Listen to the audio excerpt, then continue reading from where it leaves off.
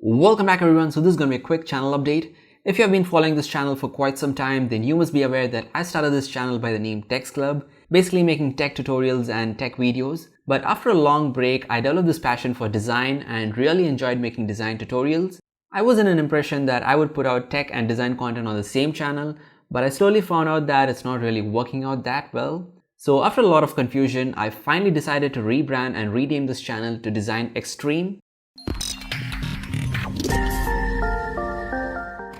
If you're one of my subscribers for tech content and are not really interested in design videos, then you might want to unsubscribe this channel. But wait, I'm not really killing Tex Club, so I would request you to subscribe to my other channel where I would make sure to keep posting tech content because it's you guys who have helped grow this channel to this extent.